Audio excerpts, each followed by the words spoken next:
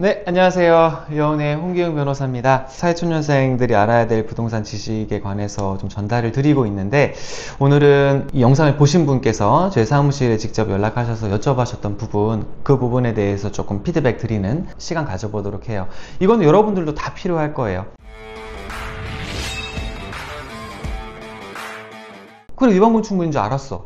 그리고 내가 하자를 어떻게 봐야 되는지 알겠어. 뭐가 하자인지는 알겠어. 근데 그거를 어떻게, 그래서 뭐 결국은 여러분들이 생각을 하고 싶은 거는 이 계약을 돌리거나 아니면 이 계약은 유지를 하되 이 하자를 치유하는데 발생하는 비용을 손해로 청구를 하거나, 그 둘 중에 여러분들이 꾀하는 목표가 있을 거란 말이에요. 그 목표를 달성하기 위한 법리에 대해서 크게 오늘은 3가지만 설명드리고자 합니다. 이전에 제가 사례를 설명을 드리긴 했었는데 그 사례 안 보신 분들은 이전 영상 꼭 보고 오시는 게 도움이 될 겁니다. 이쪽에 있대요. 우선 첫 번째, 제가 그 이전 사안에서 간략하게 설명드리면 위반건축물이었다. 근데 내가 계약할 때 당시는 몰랐고 소유권 이전 등기를 받은 시점부터 한 1, 2년이 지난 후에 그거를 알게 됐다. 근데 그 상황에서 우리는 3가지를 주장을 했다. 첫 번째는 매도인의 담보 책임에 의한 계약 해제, 그리고 부당이득 반환. 그리고 다음에 두 번째는 불완전 이행에 따른 채무불이행 행위거든요. 채무불이행에 따른 계약 해제권 행사 및 부당이득. 그리고 세 번째, 사기 취소에 의한 계약의 취소, 원상 회복. 이렇게 지금 3가지를 주장을 했고, 그 법원에서는 저희가 두 번째 주장, 불완전 이행 주장에 따라서 받아들여줬다, 우리 주장을. 그래서 의뢰인은 해피하게 끝나고 저는 실력 있는 변호사가 됐다, 이런 취지로 이제 말씀을 드린 적이 있어요. 혹시라도 또 궁금하시면 이전 영상 꼭 보고 오세요. 그러면 하나하나 설명드리도록 할게요. 먼저 첫 번째, 매도인의 담보 책임이에요. 매도인의 담보 책임, 어려워 벌써. 뭘 담보해? 근데 딱 생각해보면 돼요. 매도인이 담보하는 책임이다. 그럼 뭘 담보해? 계약의 위험을. 이렇게 생각을 하시면 돼요. 이거는 민법 580조에 규정된 내용이에요. 그거 한번 대충 이제 제가 설명드리자면, 민법 제580조 1항에 따르면 매도인의 하자담보 책임은 매매 목적물에 하자가 존재하고, 그게 첫 번째. 그리고 매수인이 그 하자를 알지 못했으며, 그게 이제 두 번째 요건. 알지 못한데 매수인의 과실이 없다면 그 하자에 대한 책임은 매도인아 네가 져라. 쉽게 말해서 이거예요. 그러니까 매도인이 작정하고 거짓말을 쳤을 때 당연히 이 매도인의 하자 책임을 보호를 받을 수가 있고요. 내가 그 하자가 있음을 조금이라도 알 수 있었다 라고 하게 되면은 이 부분도 좀 우리 입장에서 주장하기 어렵지 않겠느냐라고 했을 때 약간의 경과실은 괜찮아요. 근데 이제 우리 입장에서는 이미 부동산 등기부랑 건축물 대장이랑 이런 것도 봤는데, 그 건축물 대장에 위반 건축물이라고도 되어 있는데 단순하게 계약서에 그런 내용이 빠져 있다고 해서 나 이거 몰랐다, 매도인아 너 담보 책임 져라 라고 하는 건 안 된다. 왜? 너 봤잖아. 위반 건축물 표시할 수 있는 거는 조금만 네가 주의를 기울이면은 알 수 있는 하자 아니었니? 그 부분에 대해서 넌 하자를 취소할 수 없어. 이렇게 또 이해하시면 될 것 같아요. 그러면 하자가 뭐냐? 주관적인 하자가 있을 거예요. 여러분들이 마음에 안 드는 건 다 주관적인 하자일 거예요. 이를테면은 여기 그 벽지 색깔 마음에 안 들어요. 여기 그 바닥 색깔 마음에 안 들어요. 이것도 하자라고 생각할 수 있겠죠. 하지만 법원에서 받아들여지는 하자, 특히나 매도인의 담보 책임에 의해서 인정된 하자는 목적물이 통상적으로 갖춰야 될 품질 이나 성능을 갖추고 있는지, 결국 이런 거예요. 잘 모르겠죠. 벽지라고 하게 되면은 벽지로서의 용도, 그리고 바닥이라고 하게 되면 바닥으로서의 용도, 내장재라든지 이런 거는 그 내장재에서의 용도를 볼 수 있다라고 하게 되면은 특별한 하자로 볼 수 없다, 이런 거예요. 근데 바닥이 있는데 바닥이 뒤틀려 있거나 나무 바닥인데 어디가 썩어 있거나, 그 벽지라고 했는데 거기에 누수가 발생해서 곰팡이가 쓸어 있거나, 창틀을 보니까 결로처럼 계속 이렇게 물방울이 맺혀서 뚝뚝뚝 떨어지고 있다거나, 이런 거는 하자일 수 있어요. 왜? 목적물이 통상 갖춰야 될 그런 컨디션을 갖추지 못했다고 봐야 될 거기 때문에요. 그래서 여러분들이 이 매도인의 하자 담보 책임에서의 하자는 이 정도의 기준이다 라고 생각을 하시면 일단 될 것 같습니다. 그리고 이 책임의 내용 이라고 하는 건데, 만약에 그래 매도인의 하자담보 책임을 인정을 해서 우리는 어떤 법률 효과를 구할 수 있는지에 대한 내용이에요. 즉, 매도인의 하자담보 책임이 인정된다라고 하게 되면 첫 번째, 우리는 계약을 해제할 수 있어요. 우리가 매수인의 지위에서 매도인의 담보 책임을 이야기한다라고 하게 되면은 애초에 그 하자가 있고 그 하자가 있는 거를 내가 몰랐다, 그리고 모르는데 난 과실이 없다, 그러므로 난 계약을 파기하고 싶거든. 그러니까 해제할 거다. 그렇게 이야기를 할 수가 있고, 그럼 해지하면 어떻게 돼요? 아예 없던 상태로 돌아간다라는 거예요. 내가 지금 계약금을 낸 게 있다 그러면 그 계약금은 돌려받아야 되고요. 이자까지 쳐서. 그리고 중도금과 잔금까지 냈다면 그거 다 이자까지 쳐서 돌려받아야 되고요. 만약에 잔금까지 쳐서 그 부동산의 등기까지 넘어온 상황이라고 하게 되면 내 등기 주고 내가 부동산 넘겨주고 나는 매매대금 받고, 이런 사실을 다 동시적으로 이행을 한다라는 이야기를, 법률 효과를 첫 번째로 누릴 수가 있어요. 두 번째는 손해배상을 할 수가 있어요. 이를테면 이럴 수도 있어요. 아씨, 하자. 어떻게든 계약을 돌리고 싶은데 계약이 돌릴 만큼 하자가 중대하지 않아요. 이전의 사례처럼 부동산의 52%, 30% 이런 해당하는 게 위반 건축물이 다 부셔야 돼. 이런 사실이 않고, 아, 좀 이것만 없애면 괜찮을 것 같은데, 그리고 애들 학교 문제가 있는데 당장 이사를 못 가는데, 이러면 계약 해지하시면 안 돼요. 그죠? 그러면 그렇게 된다고 하게 되면 손해. 이 바닥을 뜯어 고치는데 손해. 그거는 매도인, 너가 물어. 이렇게 손해배상 청구를 하실 수가 있다 라고 이해를 하시면 될 것 같습니다. 그 전에 강의에서 새로 말씀드렸던 게 582조에 규정된 건데 제척기간이라는 얘기를 했어요. 6개월. 근데 언제부터 6개월? 이 매수인이 하자를 안 날로부터 6개월이다. 대표적으로 사례가 뭐가 있냐면, 토지를 매매하는데 토지 지하에 폐기물이 묻혀져 있는 경우가 있어요. 나는 이 토지를 다 까서 지방공사부터 해서 열심히 이제 예쁜 건물을 올리려 했는데 땅 파보니까 쓰레기가 나오네. 그럼 이런 경우에는 내가 안날, 그게 그 착공공사 하는 시점이 언젠지 모르잖아요. 그 안날로부터 6개월 안에 무조건 해야 된다. 이 소송을 제기를 해야 된다. 적어도 매도인의 담보 책임을 지라는 의사를 상대방한테, 매도인한테 밝혀야 된다. 이렇게 이해를 하시면 되고, 이 제척기한이 넘어가면은 소송을 제기할 수 없다. 적어도 이 법리로는. 이렇게 기억하시면 돼요. 이게 이후에 설명드릴 채무불이행이랑 뭐가 다르냐면, 나는 하자 발생만 소송에서 입증을 하면 돼요.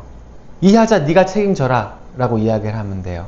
그러면 매도인의 입장에서는 어떻게 우리가 전략을 세우냐, 너 알았잖아, 매수인아, 너 알았잖아, 이거 하자 있는 거 내가 다 설명해 줬잖아. 상대방은 실제로 그 소송에서 그렇게 주장을 했던 거예요. 과실이 있다고 하면 책임을 인정되지 않으니까. 그래서 그렇게 주장하는데, 그러면 그 과실이 있다라는 사실은 누가 입증해요? 당연히 매도인이, 그걸 까는 사람이 입증을 하게 돼요.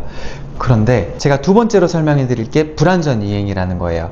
이 불완전 이행은 채무불이행의 유형 중에 하나예요. 채무불이행 뭐가 있어요? 이행지체. 내가 언제까지 이행하기로 했는데 이행 안 하고 있어요. 이거. 이행불능. 이거 하기로 했었는데 이행을 할 수가 없어요. 즉, 야, 내가 너한테 부동산 팔아줄게 라고 했는데 이미 딴 사람한테 팔아버렸어. 그거 그러면 나한테 넘길 수 있어요? 없어요. 이행불능. 그게 이행불능. 그리고 마지막의 유형이 이제 또 불완전 이행이라는 게 있어요. 오늘은 그거에 대해서 한번 설명을 드리고자 해요. 이 불완전 이행은 좀 다른 게 채무불이행 책임이기 때문에 내가 상대방의 고의나 과실이 있다라는 거를 다 이야기를 해야 돼요. 아까 말했죠. 나는 이제 이런 하자가 발생했어요. 뭐 이렇게 이야기만 하면 매도인 입장에서 너 이거 과실이 있잖아. 이런 얘기를 해야 되는데, 불완전 이행을 입증을 하는 과정에서는 사실 그거에 대한 입증 책임을 저희가 이제 매수인이 지게 되는 경우가 많아요. 그래서 어떻게 보면 조금 더 매수인의 입장에서는 불완전 이행을 주장을 하는 게 조금 불리할 수도 있겠죠. 그래, 알겠어, 대충. 근데 불완전 이행이 뭐야? 라고 한다 그러면 우선은 그거예요. 이행은 했어, 매도인이 뭘 이행해요? 소유권을 넘겨줬겠죠. 근데 그 이행이 채무의 본질, 그 내용에 좇은 이행이 아니었다. 그래서 완전하지 못했다. 이제 이런 취지로 이제 인정되는 경우가 불완전 이행이다. 예를 들면은 하자가 있는 물건을 인도하거나, 그리고 수량이 부족한 경우에 이게 많아요. 내가 맛있는 사탕? 여러분들 많이 먹나요? 하여튼 갑자기 생각나는데, 맛있는 사탕 20개 구매하기로 했는데 10개밖에 안 보내줬어. 그럼 이건 뭐예요? 불완전 이행인 거예요. 10개 더 보내줘? 아니면 10개 왜 안 보내? 계속 최고화도 안 되면 계약 해제해. 이렇게 나갈 수도 있는 거고요. 아니면 내가 이거 굴비를 사려고 했는데 이 굴비가 다 썩어서 왔다 임마. 이거 어떻게 할래? 물어내? 내가 준 돈 다 내나? 혹은 새로운 물건 갖고 와? 뭐 이런 얘기를 할 수 있잖아요. 뭐 이런 게 불완전 이행 중에 하나다라고 생각을 하시면 될 것 같아요. 네, 그래서 이 불완전 이행 같은 경우에는 결국은 그러면 이거 효과가 뭐냐라고 하게 되면, 이전 사례에서 드렸듯이 아, 이게 너가 완벽한 물건을 나한테 줘야 되는데 완벽한 물건을 주지 않았어. 왜 완벽하지 않느냐? 하자가 있는데 그 하자의 내용은 뭐냐? 위반 건축물이야. 위반 건축물이 된 그 범위가 50%, 30%가 넘어. 그렇기 때문에 이거 내가 다 해소하려고 그러면 엄청나게 많은 돈이 들거든? 실질적으로 내가 부동산 사용 수익할 수가 없거든? 그러니까 첫 번째, 계약을 해제해. 그리고 원상회복해. 즉, 나 니한테 등기 넘겨주고 이 부동산 건네줄 테니까 넌 매매대금 가져와. 두 번째, 손해배상. 똑같죠? 네, 손해배상 청구. 난 이거 규정을 하는 데 있어서 얼마의 비용이 드니까 그거 가져와. 내놔. 그 돈을 청구를 할 수가 있다 라는 취지로 이해하시면 될 것 같다. 근데 아까 제가 말씀드렸다시피 이 불완전이행은 채무불이행 책임이다 보니까 이제 우리가 이 주장하는 데 있어서 조금은 외도인의 하자담보 책임보다는 좀 빡빡할 수 있다. 대충만 이렇게 이해하시면 될 것 같아요. 그 다음에 마지막으로 말씀드린 게 이제 사기 취소라는 건데, 이거는 계약편에 있는 건 아니고 그 민법 총칙상 110조부터 이제 규정된 그런 조문이긴 한데요. 의사표시에 하자가 있다라는 거예요. 민법 110조가 어떻게 규정하냐면, 여기 아마 지금 띄워져 있을 텐데, 사기나 강박에 의한 의사표시는 취소할 수 있다. 그럼 뭐가 사기고 뭐가 강박인데, 오늘은 강박은 좀 설명을 안 드릴 테고 사기에 대해서 설명을 드릴 텐데, 판례는 이렇게 보고 있어요. 사기를 이유로 의사표시를 취소할 수 있게 되기 위해서는 고의적인 기망행위가 있어야 된다. 그리고 이로 인해 표의자가 착오에 빠져서, 아씨 어려워, 뭔 소리야, 쉽게 설명드릴게요. 우리 사례에서는 매도인이 고의적으로 기망행위를 해야 된다라는 거예요. 그 기망행위라는 거는 고급용어로 거짓말을 한다, 거짓을 고한다. 근데 표의자가 착오에 빠진다라는 거는 내가, 매수인이 혹 헷가닥한 거예요. 이거 완벽한 물건인가 본데? 이런 식으로. 그렇게 해서 우리 입장에서는 매도인이 사실대로 다 설명해줬다면 이 계약 안 했을 건데? 라고 인정이 되어야만 의사표시를 취소할 수 있는데, 어떤 의사표시요? 매수인으로서는 나 이거 부동산 살래요 라는 의사표시를 취소할 수 있다는 거예요. 그래서 결국은 기망행위도 인정돼야 되고, 그 다음에 우리의 그 착오, 기망에 따른 의사 결정도 있어야 되고, 그들 사이에 인과관계도 있어야 되고, 그런 거예요. 그래서 지금 이 의사표시 하자까지도 주장을 할 수 있다. 결국은 이 의사표시의 취소의 효과도 마찬가지예요. 계약을 취소를 하거나, 그러면 이제 취소를 한다 그러면 원상회복이 된다라는 거죠. 그래서 나는 이 등기를 쳤던 그 부동산을 상대방한테 넘겨주고, 부동산도 인도해주고, 난 매매대금을 받을 수 있는 그런 상황이에요. 오늘은 지금 의사표시에 대한 내용, 그래서 우리가 지금 하자가 있는 부동산인 걸 알았을 때 어떻게 우리 행동해야 될지에 대해서 관련 법리를 크게 3가지를 소개를 해드렸어요. 근데 어떤 법리를 내가 적용을 해야 될지, 그리고 이게 하자로 인해서 의사표시 취소를 구할 수 있는 건지, 사기 취소를 구할 수 있는 건지, 아니면 지금 하자담보 책임을 구할 수 있는 건지, 불완전이행을 구할 수 있는 건지, 아니면 제가 설명드리지 않은 다른 내용을 주장을 할 수 있는 건지는 사실은 여러분들이 판단하기 조금 어려울 수 있으세요. 그래서 제가 오늘 이런 소스를 드렸으니까 이미 여러분들은 1차적인 판단을 하실 수 있는 분들이 되신 거예요. 그럼 그때 변호사님 혹시라도 이게 이런 문제가 있는데 이게 사기 취소가 될까요? 그러면 제가 아이고 영상 보셨군요, 어떤 상황인가요? 라고 제가 더 이야기를 해드릴 수가 있을 것 같아요.